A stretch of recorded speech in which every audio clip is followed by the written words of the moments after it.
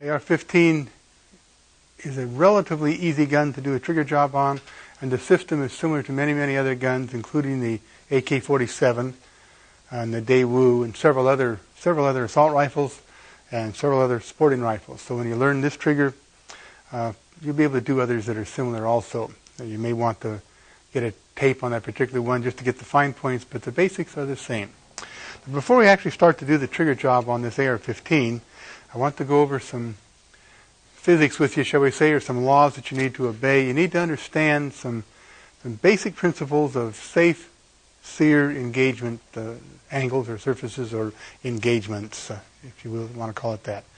So we'll start off by showing you good, bad, and ugly. It's just wonderful. I like it. Anyway, we'll measure the trigger pull on it before we start. And right now, I'll show you that it is long and creepy.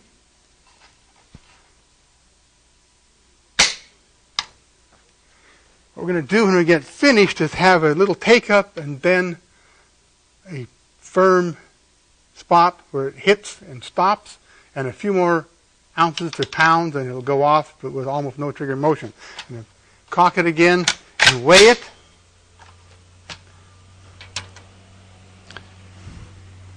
That's 3 pounds, 4, 5. Well, it's about 6. You'll see it's quite a bit thinner than it was when I showed you the first time. Right there. But what I've got now is a disconnect that when I pull the trigger, it hits just before the trigger releases the hammer on the primary system. You see it hit?